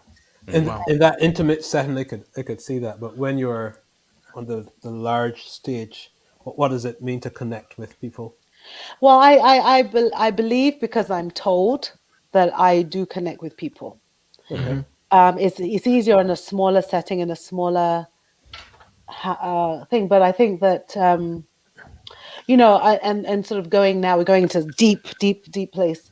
For me, singing is people hearing my voice. When I was a kid, as precocious as I was, I always felt that no one wanted to hear my voice. Sometimes when I would, I always knew the answers to everything, right? So, but I would put my hand up to answer, and people would talk over me as though they couldn't hear me, right? So I always thought, well, people don't want to hear what I say. But when I sing, people hear what I have to, they hear Pay me. attention. And more importantly than that, I always feel that I'm not always the best at expressing how I feel, my feelings and emotions. I'm not very good. But when I sing, I can convey all my emotions, all my feelings. So, and I think that when I sing, somehow that sort of touches people. I've done concerts many times, and people will come and say, how did you know I was going through that? You really helped me. And I'm like, I don't know you. And then, and in the same concert, somebody else will have a similar experience, but different, because somehow, and that's the healing and magical quality of music, that my resonance is resonating within you and setting off a vibration that can be so healing and so uplifting. I mean, one of the most difficult times, was when I was getting divorced, right? And that was very hard. And some days I didn't want to sing, and I didn't want to get up, but I had all these jobs that I had to do, and I would get up and I would make myself sing, and within 5-10 minutes, the vibration would change, and I would feel more optimistic, and I would be able to sort of carry on, so the music is an amazing, and the voice particularly, I think, voice and the resonance. If you have a group of people singing in a choir and all singing together, the vibration together, collective vibration, is tremendously powerful. Fantastic. Wow. You mentioned your voice there. How do you look after your voice? When I was younger, I'm not one of them fussy singers, right? So I don't have to. I can eat cream, cheese. I can eat whatever. I don't get I do now, but I don't get a lot of allergies and things like that. And I used to try not to drink alcohol the night before a concert. And then I did a tour where every night was the night before a concert. So I thought, forget that. So now, I'm partial to a gin and tonic. If anyone sees me, you want to buy me a gin and tonic, we're in. I remember that. I remember that. But some people have lots of challenges when it comes to singing and allergies and things like that. But my voice, is quite. I haven't had those challenges. So, obviously, when you get a cold, then that affects the voice. You have to steam is one of the best things that you can do. Coughing is death for your voice. I was just in Indiana doing a concert just last week. And before Indiana, I was in the Virgin Islands, right? So I was doing a concert there, and apparently volcanic ash and Sahara dust is in the air. So I started to be like, something's going on. And then I got to Indiana where they have coal mines. And on the day of the concert, I woke up and I couldn't, my voice, we call it phonating. It was like, I had like one note. And I sounded like a Russian bass, right? And I have never had that on a performance day. And so I was like, and luckily I have a wonderful friend called Robert Simmons, who's also a singer. He was with me. And so he's like, okay, we're going to get you to the doctor. We're going to, and they gave me steroids. And they can either inject it or you can take a pill. I took a pill. Wow. And I took these steroids, and within a few hours, my voice was able to work, thankfully. Oh, wow. So that was an extreme version. Wow. But, if I do come down with something and I lose my voice and laryngitis, my family know, I will just stop talking for 5 days. I won't say a word. I'll warn them, and I will type, I will write, but I won't hum, because after 5 days, once you finish coughing and all that stuff, the cells of your vocal cords can repair and replace themselves, and then you can sort of. So that interesting. I was curious. So we're going to get down to the Pegasus years in a moment, but before we do that, we got to let people hear this fantastic voice again, right? I think so. I agree. Here we go.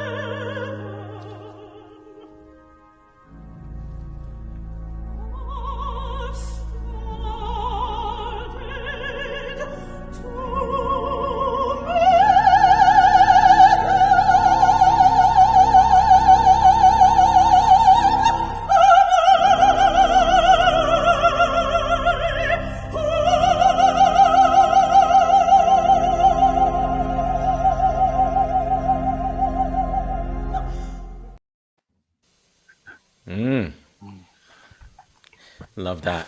Yeah, man. Fabulous. Love stuff. Love that. Fantastic. Yeah. So, no, go ahead, Mark. No, you go ahead. You go ahead. No, I was just going to say we were coming into the Pegasus years. So tell us about Pegasus and your work with Pegasus. So going back to Gleimer, when I was 16, I was given this brother who became my brother for the rest of his life, right? Oh, wow. Lloyd Newton. And he was frustrated after that Gleimer, Porgy and Bess, that, we were hired for that, but there were no opportunities for Black performers. Thank you, Jennifer. Thank you. And so he decided to start a company called Pegasus Opera to give, and the tagline was harmony and diversity. So or diversity and harmony. And so he would do productions of standard operas and have black and white performers on the stage just to, show companies in England that it's actually possible, right? And to sort of give people an opportunity. So then so that went on for many, many years. And I think, and he was able to keep going despite the powers that be, because he became rather disliked. He was always, I likened him to a bull in a China shop, and he's just like so tenacious and just focused. And when he got cancer, he would say he would give up Pegasus, and I said, no, you must keep on, because it was that spirit that he needed. I've always felt for his fight with cancer, right? But he became, I think by the end he was I think they blacklisted him a little bit. They wouldn't take his calls and stuff, because he just would call them out, so he let's see, a couple of years, so 16 he died, so maybe around 2014 he got cancer, and lung cancer, and he's like, when I go, you're going to run Pegasus. I said, no, I'm not. He said, yes, you are. And we would argue, right? I said, I'm not running Pegasus. I live in New York. I'm not running Pegasus. So he stopped arguing with me. So I thought, you see, I won. And then when he died, in there it was in the will. Alison Buchanan will take over. And you can't argue with that, can you? You can't. No, you can't. So, and I think there were black singers in England who were like, well, no, you ought to continue his legacy. And it really is. I think this is work I'm very, very proud of, and the dialogue has really changed. It's really shifted, actually.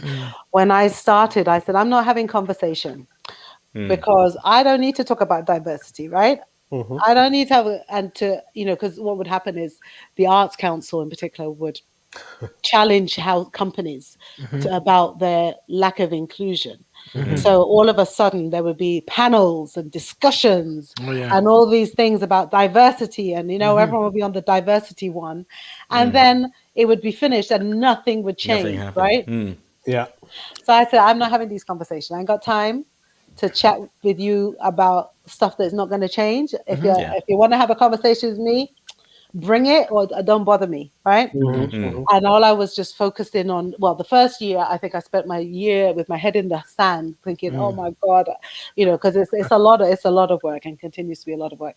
And then, but then George Floyd was murdered, and there was a huge shift. I mean, you don't have to tell us about injustice and black people being murdered by police and white people. You don't have to tell us, right? But somehow white people were like, no. And the young people were like, and on a global level, and maybe the pandemic had a hand in it, because we were all the same. We were all marginalized and scared of fighting some enemy that we didn't know when it was coming, what it looked like, right? What guise it would come in. And so we were all it was equalized. We were equalized. And then George Floyd happened, and the world went up in arms. So all the companies in England, they really then said, okay, we need to change the way we do things. Else, they realized that it was something that they had to take on board. So then, Pegasus Opera, we challenged them. We said, you've been full of shit for years, and now's the time. And if you want to change and have a conversation with us, we're ready, but we're going to have uncomfortable conversations. I'm not pussyfooting. Right? And then we got quite a few responses, which started a dialogue.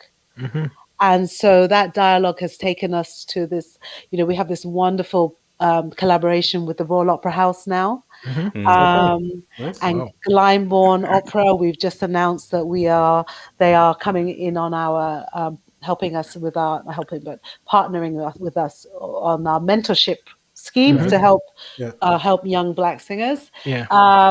And so it's, we've been having these really interesting conversations, and for once I'm hopeful. When everything really dies down, will it go back to how it was? I don't think so. I really don't think so. So it's been good. And so, Pegasus. So then, and then when George Floyd died, we did there's a song that we have that I showed Lloyd this song, Make Them Hear You, from Ragtime. And it's become the Pegasus anthem, and because it's about go out and tell the story, let it echo far and wide, make them hear you. How justice was our battle and how justice was denied. Make them hear you. It's so powerful. And so I got some friends from America and some singers from England, and we kind of did we weren't very good at the whole digital thing at that time, but we did make them hear you. And then, so we've been doing some political responses. There was all that talk about Rule Britannia in England. So we did a Rule Britannia mashup. Where how was that received? I think it was received okay. We were hoping that other people would take on and come and bring their version, what they think. What is Rule Britannia to you? How should it be today? So I put on my Union Jack dress made by my mother, and I sang the beginning. And then we got this Kyrie one, who is a rapper, to do a rap, and we just mashed it up because so we're doing political responses. I say we advocate, we agitate. And we educate. We have a huge education component. We're doing mentorship. We do performances. We just finished our opera in September, the double bill. We're doing another one, Aspen Papers, next year in April. We did our Black History Month concert. And again, and I feel like I call it. I feel like I'm becoming, because the first night was good, and I don't like talking. I don't like talking.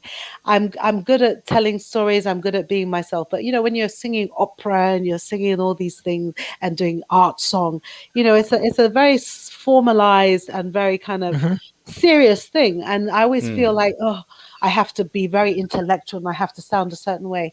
And the first concert was good, and then in the night I was thinking, where I'm best is if I can just like be myself, right? So the next night, I said, okay, you're all in my living room, and we're just going to chat and tell stories.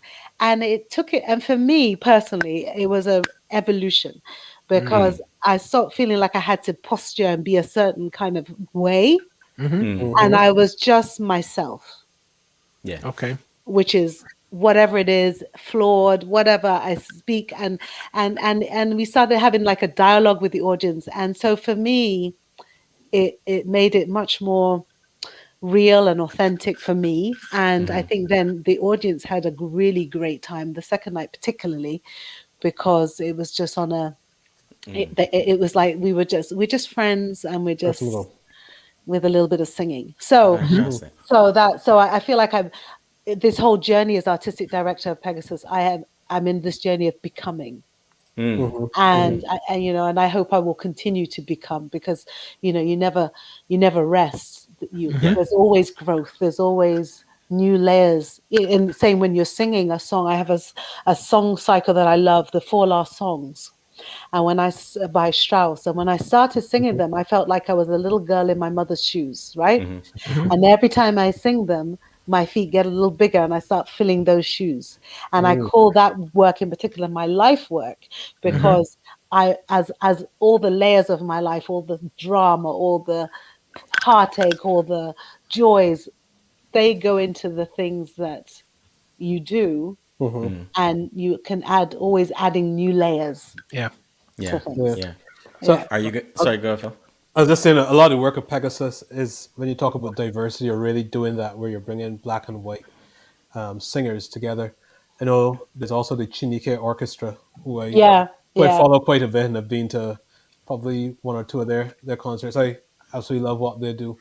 And a lot of what they did over the last 2 years was sort of highlighting black composers Simon Yes. Coleridge, Yeah. and so on. Yeah. Is there an element of that in Pegasus as well? Yeah, like when we started, like I said, we were doing like standard opera, and so I think a lot about what are we saying now, and to me there are so many amazing Black composers living past, and I think that I've heard white people in the establishment say, well, there are no Black composers and there are no Black singers, and they'll say this. So I think for me, for England in particular, I want to start introducing this work. And now, in the last 5 years or so, it is becoming more into the canon of work in England. There are people like Gwyneth Ann, who is doing stuff. She does some stuff at the Wigmore Hall. Michael Harper, he's doing stuff, and the Royal Opera House this year asked me to curate a concert of Black women composers, which I did, and so some of them heard for the first time in England, and to do it on that in such a place as the Royal Opera House was a big deal, and I think it's gonna, they won't be able to say, well, there's not good stuff and there's not. And what I did, I did a whole gamut of composers and the different styles, because I thought if this is the only opportunity we get, Yeah. you're gonna hear a lot. Yeah. And in fact, we just got invited to do that concert in Egypt, so we're going to Egypt in December. Yeah. Yeah. Any So chance of being in the Caribbean at some point? I would love that. I would love that. So Let's make it happen. Let's make it happen. I did a festival in Barbados Yes. a few years ago. It's stopped now. Holders, probably. Holders, No, or not something? holders. No Not holders. holders. Got it written down It was here. in St. James. In St. James at the is it a polo place, a race course? Polo, probably. Yeah. What's his? You know what that's called? Not sure. I know of Holders in St. James, but you say it's not Holders, so I'm not It's sure not where It's it is. not holders. I think it's St. James. I'm not sure. But this guy bought all these players from orchestra from America, from top orchestras, Boston Symphony, and then he bought myself and some other soloists, and Thomas Wilkins conducted, and it was in this Apes Hill. Could be. Yeah. Apes Hill. Yeah, Okay. so, What's Apes? yeah. Is Apes Hill a horse place or something? It's a place. Yeah, I place. know Apes Hill. The Classical Pops Festival. There, that one. Ah. I was trying to find it in my notes. I was like, God, I read this somewhere. Sorry. Apes Hill. Yeah, I know of Apes Hill. Apes Hill, and that was great. And so it'd be nice to take some productions to the Caribbean. Come on, man. Let's do it. I think so. I think you need to expose us to what you're doing in the Caribbean. And let's give people a little bit of a flavor of You gonna do the Pegasus, calypso? actually.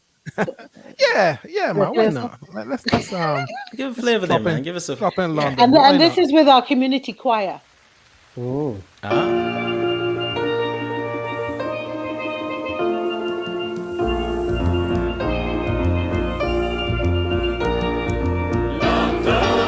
It's a race for me. London, this story city. You can go to France or America, Indonesia or Australia, but you must come back to London city. Well, believe me, I am speaking broad-mindedly. I am glad to know my mother country. I've been traveling 2 countries years ago, but this is the place I want to know. London, that's the place for me. London is a place for me. London, this story city. You can go to France or America, Indonesia or Australia, but you must come back to London city. To live in London, you are really comfortable, because the English people are very much sociable. They take you here and they take you there, and they make you feel like a millionaire. London, that's the place for me. Yeah, man. I feeling it. That makes I'm- so during the Go ahead. sorry, during the lockdown, we weren't able to do performances, so we thought we would do one of those online digital things. Oh my gosh, it was very difficult. We're getting better now at all the kind of linking up everything, because you can see everyone's out of sync. So that's my good friend Ronald Sam, who's an amazing tenor. He's Trini actually. So he is that. But we had a community choir that was in Brixton, and so we thought during the lockdown, why don't we just put it online and make it a world community choir? So if anybody listening wants to come and join that choir, you're welcome. Nice. And then also most of the people that you saw. Hey, Andre, you I thought I coming? auditioned already. I She was went straight expecting it past just. you. She went I thought it was straight just gonna past get to Audrey. You're in. you. So Andrea, I you're was- in? No, she said to the world. The world. London. And so a lot of the singers that you saw actually are mentees that we helped during the lockdown, and that concert it was a tribute to Windrush and the Caribbean, and so we did a lot of calypso. There's a composer called Felix Cross who did a lot of arrangements of these pieces. We did not hot hot hot. What's that one? Sugar boom boom is in that one as well. So it was just good because we want to make opera accessible, and so kitchen AI. So we want to make it accessible. We want it to be everywhere. And that's not opera, but we want people to just have fun and to, we're trying to demystify this whole opera thing. Yeah, Right. fabulous. I love it. Absolutely I love it. fabulous. You mentioned Windrush there just now. How important a season was that for you and your team with all that was going on here in the UK in the last couple of years regarding Windrush? Well, obviously it's hugely important and hugely something that we have connected with, so much so that we commissioned a Windrush song that we call Rush. And Des Oliver, the composer, came to the World Community Choir that we have and just spoke to people about their feelings about Windrush and what it meant to them, and what their memories were from their parents and their grandparents who were the Windrush generation. And then he created the song using their words. And now in 23 we're going to have a Windrush opera, Windrush the Opera. Oh wow! Where so that's in development, and that's Pat Kumper, who wonderful writer and director, and Des Oliver is going to do the composition. Well, we definitely will be bringing you back when that is over the horizon for us, for sure. Agree. Where I have to wait 2 years? I have to wait 2 years?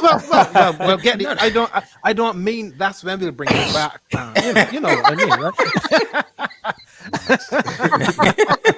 I'm talking about Windrush the Opera. Okay. All right. Indeed. No, but listen, Alison, the door is I might open. audition. You I might can audition come in for that too. anytime.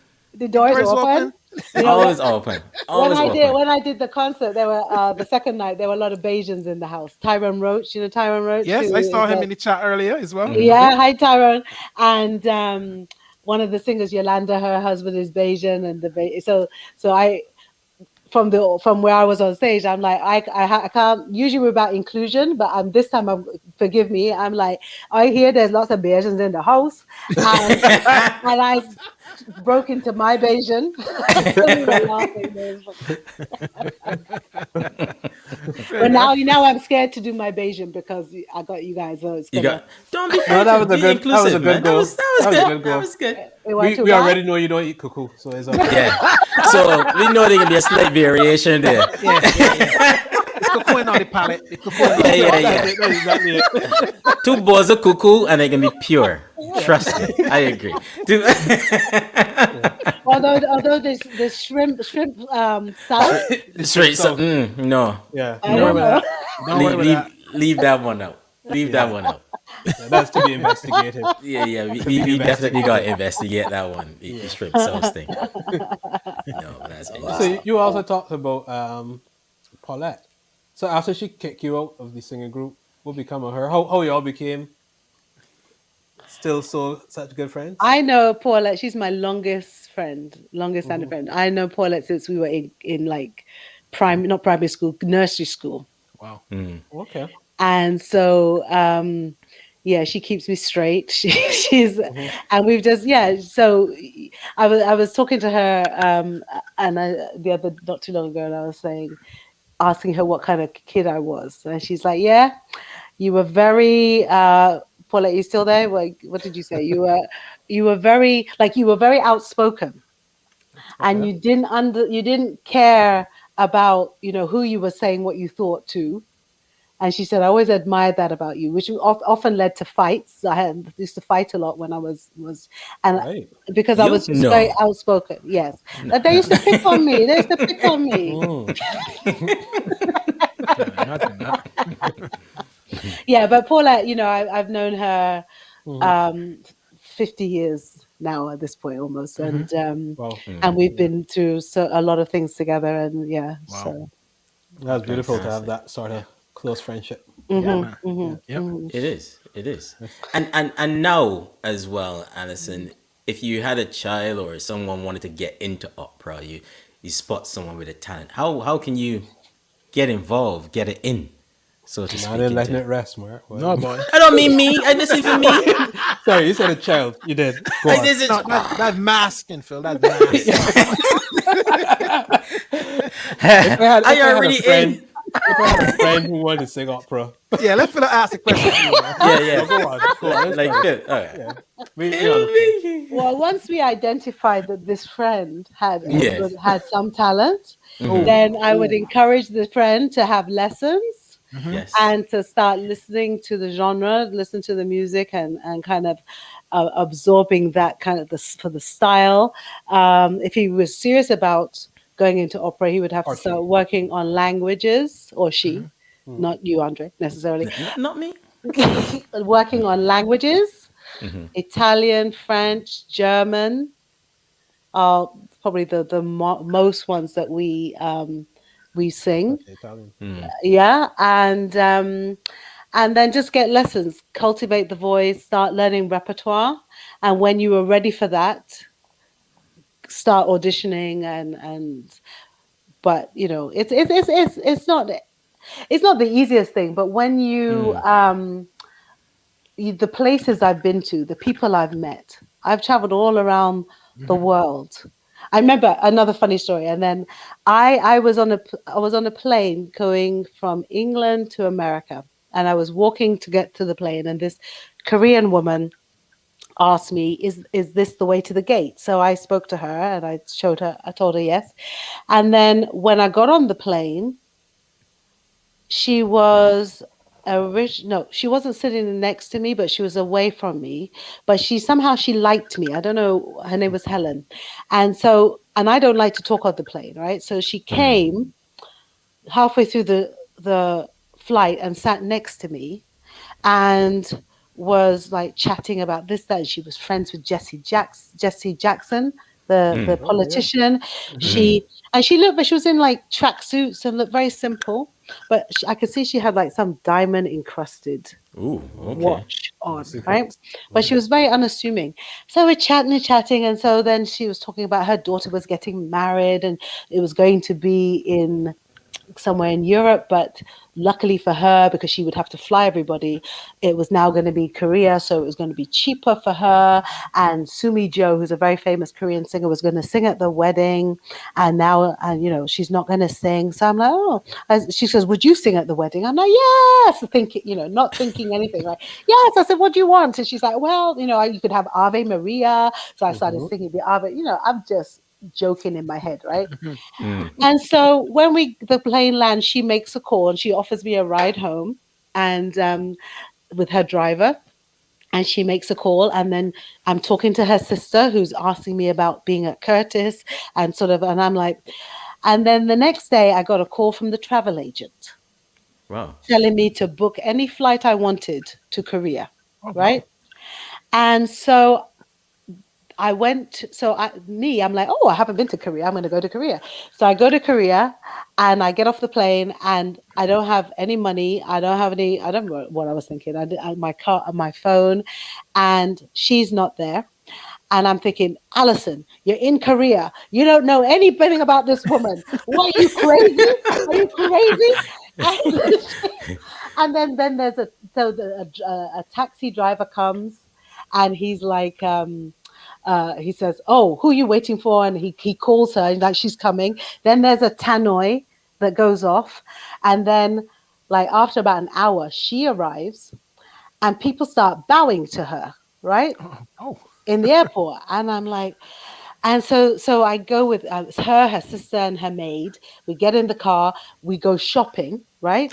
Wow. And so and so I'm like, I'm tired. I've flown for like 3 days to come to Korea and I'm tired. I need to go to bed. But she goes, oh, we're just going to go to Itaewon Market. And it turns out her first husband was a governor of Korea. No, vice president of Korea. Wow. Her second husband was a governor of Korea who had started Itaewon Market. We go there and she's like trying on clothes and then she's like showing me things. And she goes, do you like this? And I'm like, yeah, it's nice. I'm like in a daze. She bought everything I said I liked for me, right? And then we go and so then went like 6 days in Korea where we went on honeymoon with all the close guests went on honeymoon with the bride and groom. The bride and groom were featured in Vogue magazine, right, of Korea. And we went to this place called Bulkuksa, I think it's called Bulkuksa, and where they have the temple. And the chief Buddhist monk hosted us. He took a huge liking to me. I would sing to him. And I could never remember the words of the Rusalka song to the moon in Czech. And I always mess up the words. But he would start writing things about world peace. And, and it was he canceled all his engagements and came to Seoul to take me to breakfast and talk to me. He gave me $1 million won. When he gave me the $1 million won, I was like, oh, but it's the currency it's not dollar, it's not pound for unfortunately. Sorry. And then I'm gonna just maybe you can play something. My student just arrived, so Yes, I'm gonna pop yes. off. And then so it was from not talking on a plane, I talked for the first time. I end up in Korea. Yes. And I end up in Korea and had this amazing experience by this Buddhist monk who gave me a Korean name, Tae-shin, which means heart as big as the ocean. Oh. And then he offered to build me 3 temples, right? He said, where would you like them? So people from Bedford don't have temples built for them, right? And I said, well, you could build me a Buddhist temple, but it has to have a part that's also half Christian. Because I'm a Christian, so you can do Buddhist and Christian together. He's like, whatever you want. And so I had one in Monte Carlo, one in New York, and one in, I can't remember, somewhere else. So we can physically go see these temples? Well, I didn't take it seriously, right? I didn't take it seriously and then I went, I did Tae-shin. And then I went to do a concert at the Barbican in London, and Helen flew from Seoul for a day to come to that concert, and she brought the monk's representative from London, who was begging me to have one of my temples built in London. And at that point, I was like, wow. Oh, maybe he was serious. So all that to say that, for people who want to go into it's I've had an amazing life. I've had an amazing story. I am full of stories. It's been amazing. And so Andre, come and see me for a lesson and we'll get you on the journey. I am there. I am there. Mame mi momo. Might get a temple over you too. Might get a temple. No chance.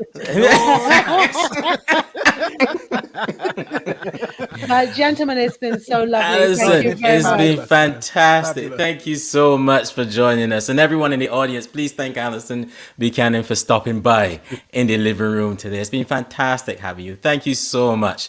Thank you. Oh, and there's her social medias there, so you can follow on Facebook, on Instagram, and on Twitter as well. And follow Pegasus as well. And look at their website and see what they've got going on. Lots of different shows and stuff at different times. So look, thank you so much, Alison, for joining us today. Thank you very much. I was like, You're moving around. I tried to let We her caught in. you. That's all right. We know you. Yeah, Like, Mari. it's been fantastic. Thank you so much, Alison, for being part of the Thank show you. today. It's been amazing. Thank you. Thank you Thanks. so much. All right, gentlemen. Bye. Bye. Bye. Wow, that was an amazing conversation. Love that. Fabulous, man. Fabulous. Love that. Love to see our people doing fantastic things all over the world. Yeah. It's great to hear that journey. So inspiring just to hear where she started and where she has ended and the influence she's having. Tremendous. Not ended. It's not an end yet, or where she is now. she's still- It's still a journey. Absolutely. It's still very much a Absolutely. journey that's going on. Absolutely. Amazing. Fascinating in the genre of opera because it isn't one Yeah. that you would typically hear a lot of people of Caribbean heritage. No, I into. agree. But I like the On a way, professional though, basis, that is. I like the support from the family in the early days because, to be honest with you, we tough. know from a generational perspective, if we say we want to sing or anything like that, No. we're like, huh? Get a real What job. nonsense you doing? You got to do something proper. Yeah, you know what I mean. So I love the fact that her parents really supported her, and look where she is today. Yeah. Yeah. You know, it's been Encouraging. fantastic. It's very inspiring. And you can get some lessons too. So, Hey, my journey now starting, my operatic journey. I will share it with everybody. Yeah. we look forward to that. I think it would be. Get a repertoire, learn some language. I can do some languages, get my repertoire going, and we can get this thing Which going. language you can start with? Italian? Italian. I started to learn Italian a few years back, and I was getting there. Because where I used to work, I had a number of Italians, and when I went to Rome, I really just loved the language and all that kind of stuff. Started, but I might gotta pick it back up now and get the vocal cords going. I can start my journey now. Y'all will be Andrea interviewing me in a few Baroloni. years. Yeah, in a few years I'll be coming in as a guest. Here you Phil. Yeah. Mariloni. That would be me. But everybody, thank you so much. We can go to some music, Mark. Man, why not? Let's. But let me do the thing. Look, guys, thank you so much for being part of the show today. It's been amazing to have you. Hey, do us a favor and hit share. I'm bringing your network in this conversation. You guys had the benefit of being part of this conversation and hearing Alison's story live and direct. But hey, don't discount the others who weren't here live. Hit share and bring in everyone in your network and tell them about the conversation as well. Thank you so much for being part of the show today. It's been amazing. Thank you, because you guys are always part of you're not just audience, you guys are our co-hosts as well. So thank you so much for being part of the show. What are we going up to, Mark? Let's go to Rush. Let's go to Rush. I think this is a good one to go out to.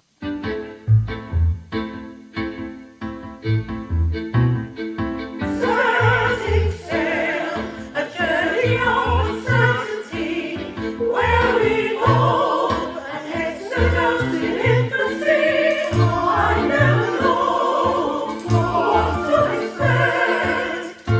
Can't wait another day, contemplating I arrive for opportunities to try.